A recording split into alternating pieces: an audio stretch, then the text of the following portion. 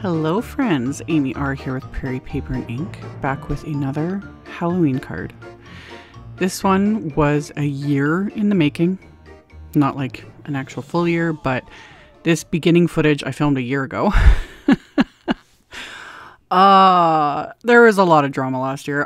It's a long story, but anyway, I shockingly saved the footage. I had it saved on a little SD card with a post-it note, and yeah, got a chance to actually finish making the cards, edited everything. So let's get into it. So this is the Mama Elephant Little Witch Agenda set. Love. They have a bunch of little agenda characters. I used was it the mummies, I think, in one of my Halloween series videos. There's a bunch. I've said this before. I collect Mama Elephant. I love it. I love their little characters, all their stamps, everything. And I just collect it. That's what I do. Anyway, one thing with these is they're small. There's a ton of little images. And if you get the coordinating wafer dies, there's a ton of those too. And I've shown in other videos how I will put the dies like they are right now, like face down in my MISTI, and I'll line up all the stamps. That does work. But a lot of times I like having my dies separate. It's just easier for me. Plus it helps with my need to like stamp and use every single image, like, you know. So one thing though, so I'm not shifting through all of these wafer dies when I cut them apart, I numbered them. I numbered all the images with just a little fine tip Sharpie right on the stamp packaging, gave them all a number, and then I numbered the coordinating dies. Makes my life so much easier. So then when I go to stamp them, and then when I go to die cut them, it's just easier than, you know, when you go through the wafer dies and you're trying to find the right one, especially, you know, when it's a cluster of little images that are very similar. You can spend 90% of your time, you know, just lining up the wafer dies, like getting the right ones.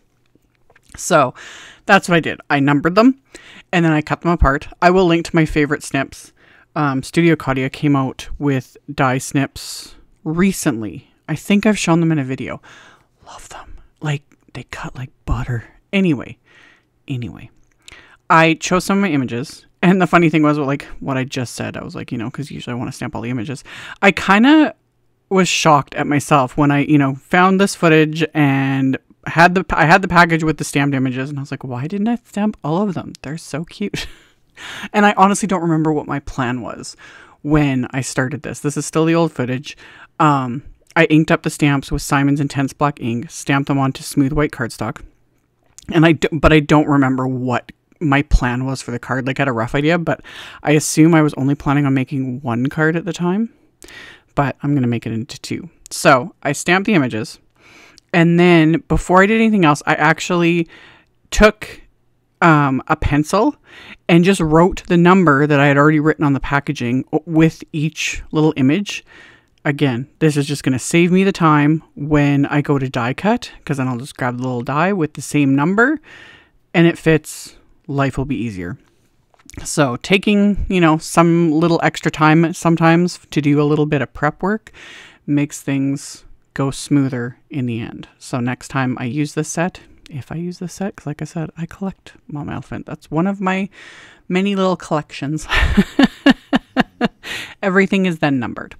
So my Copic coloring for these, very, very simple. These are small images.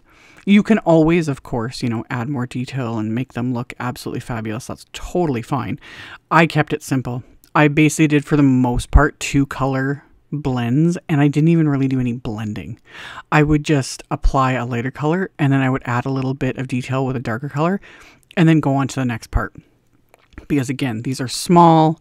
They have little tiny little areas, and I was just like, I'm not gonna bother. But again, you totally could. Like, these could be really cute. Or for things like little images like this, to add a bit of like detail or darker areas of blending, this is where it would come in handy to add like a color pencil layer. You know, you could use that to add a bit of detail. That would look really cute, actually. Now I'm just like rethinking everything. But anyway, I used neutral grays for the hats and their little robes. I did greens for their skin because they're little witches and it's super cute. I had done light purples for the hair, orange, of course, for the pumpkins. I'm going to use cool grays for the couple images that have little cauldrons. Oh, and the pumpkins are the only, like the orange areas are the only thing I did the teensiest bit of blending on. But same thing, hardly any, because it wasn't necessary. So neutral grays for the hats and the robes. Cool grays for the little cauldron areas. And then I'm going to use warm grays for the little, these itty bitty, those tiny little kitty cats. Like, I can't, what is it with tiny little images? Like tiny little figurines, you know, it reminds me of like, oh, when I was a kid, I would have killed for Polly Pocket. Like, never got them, always wanted them. Thought they were amazing. You know, there's something about just little tiny characters, you know? Anyway. Once I had everything colored in, I took my white gel pen and added just little dots and highlights, you know, just to give everything that little extra something. So again, this was all super sped up in editing because this video still ended up being a fair bit longer. And then it was super easy for me to find all the coordinating dies in my little pile because I just needed to find the numbers that coincided with each of those images. And then when I tape the dies into place, I just try not to tape where I wrote that number with the Sharpie. I'm only concerned with, because of the pressure of the machine, you know, the tape could end up pulling up the Sharpie. Not the end of the world, but, you know, I went to the time of numbering and labeling everything, so I don't want to mess that up. So, taping everything into place so that these dies don't shift when I run them through my machine, because nothing's worse than coloring a bunch of little images and then you go and die cut them and you wreck them. Been there, done that. So, little bits of tape holds everything in place. Again, worth the extra, you know, minute or two of prep work. So now we have come forward to 2022. I had found that package of the stamped images and the SD card. So then I was like, I got to make these into cards because they are cute. So I pulled out some more smooth white cardstock and 3 different colors of Distress Oxide ink. I have milled lavender, and then I'm going to use twisted citron and carved pumpkin. Now these 3 colors do not play well together. Purple, green, and orange do not, you know, blend together. They will make mud. Again, not the end of the world, but since I wanted to use all 3 of them, I'm basically, you know, applying the color with my blending brush onto the cardstock and not actually blending them. I'm not looking for that, you know, that gorgeous smooth blend we like from one color to the next to do the ombres and all that. Don't want that, because if you go back and forth with any of these colors in any, you know, however you want to apply them and in whatever order you want to apply them, orange and green are going to make mud, purple and green are going to make mud, purple and orange are going to make mud. They actually start to just slightly, but it's subtle because I'm using a very light hand and I'm kind of keeping the colors in their lane, you know? So I went from the milled lavender to the twisted citron and then added the carved pumpkin. And I'm not worried about like blending each one into the other. It's more just kind of getting the color down. And then I'm going to, of course, add splatter, which will conceal any imperfect blending. I know my camera always makes it look worse, but in real life, it looks very smooth and nice. So I did 2 backgrounds with those colors. I put them into my splat box. And then, of course, splatter. I have Ranger's Perfect Pearl Powder. Put some of that onto my little palette, and with my little fan brush, going to mix that with some water. And then I'm going to splatter a ton, like all of that. I'm going to like pick up every last bit. I'm even going to pick up the palette and like pull it off the palette onto the paper. Because the nice thing with Perfect Pearl splatter is it is a very subtle splatter. You know, it, even right now, like it doesn't really look like anything except for the big splotches of it. But that's the whole point. You know, it's very subtle, but then when the light, you know, hits it, it's, oh, chef's kiss, live. So I did that first, and then I'm going to add more splatter. So I'm going to use my Black Soot Distress Paint, of course, because these are Halloween cards. You got to have black splatter. So shook that up really well, put that on my palette, swirled that around with a fan brush, and then added that splatter all over these backgrounds. And like I always say with the Distress Paint, any acrylic paint, immediately clean your brush. This stuff dries permanently. You don't want to wreck your brush. And the Black Soot especially, this stuff can just get everywhere. It's so pigmented. So cleaned all that off, set it aside, let those backgrounds dry. And then I decided to trim these down to smaller than my A2 card front. So I trimmed these down to 3 3/4 by 5 inches. That just gives it a nice frame with the card base, which you'll see in a minute. So trimmed these down, and then I have the Mama Elephant Big Boo and Trick creative die cuts. This was also why I did 2 cards, because I was like, I couldn't decide on which wafer die to use, and I like them both. So I have these wafer dies, and I have some pixie tape, which is very low tack tape. I made it even more low tack by like sticking it to my arms and my sweater, everything, just to make it as low tack as possible, because I want to tape these dies into place, so that they don't move when I run them through my machine. But again, the pressure of the die cut machine, even like low tack tape, it's amazing how sometimes it will like fuse to your cardstock. And I definitely don't want that to happen, because these are ink blended and I want to keep these backgrounds intact. So ran them through my die cut machine. And then you can do this in different ways, but I flipped these over and I used just my wide Spellbinders tape. I could have used the pixie tape again, and really anything's going to work, but the Spellbinders tape is stickier. So that's why I went with that. But you could also just glue a piece of cardstock behind this. I did it this way because I wanted to keep all the center areas just in there rather than piece them back in later. This only really, though, can come into play when you have really finicky die cuts. This sort of inlay is super easy because these wafer dies, or like these sentiments, are large. You know, so I'm not dealing with like scripty fonts or tiny, tiny little areas. This was simple.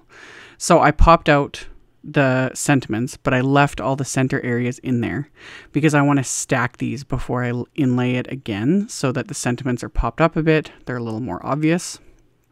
So did the same thing with the second panel, flipped it over, put down the wide Spellbinders tape, and I'm not pressing this tape down very hard. Like I press it right in those areas where I want to keep the centers like stuck in, but I'm not pressing it hard yet because I want to remove the sentiments. If the sentiments had come out with the dies when I removed the dies, I probably wouldn't have done this step, or I would have just stuck the tape down, you know, and then inlaid the black cardstock, which I'll get to in a second, and then put the centers of everything in place. Again, whatever works. So die cut several layers of black cardstock with those same wafer dies, and then I'm going to stack them together to give them all a dimension. So I did 3 layers of black cardstock, and I adhered them together with craft tacky glue. And then the top layer will be the piece I die cut from those ink blended backgrounds. And then I'm just going to press those really well now into that tape, flip it over, press that tape into the background. You could also add some adhesive, but again, I find this tape has got a decent amount of stick to it. So did the exact same thing with the Trick or Treat sentiment. Adhered 3 layers together of the black cardstock. And then the top layer is going to be the one that I die cut from my ink blended and splattered panel. So it makes the sentiment stand out a little bit, but it still, you know, goes with the whole background. So did that with the second one. And then the dot for the eye, I just stacked that into place. Easiest way to do it. Just use my little embellishment wand, stack the layers of black cardstock, added the top piece, and it was done. So then I divided up my little images that I had stamped and colored, and I popped those into place with just some thin foam squares. So adhered those around both of these sentiments onto their little panels. And again, they're just so cute. I love it.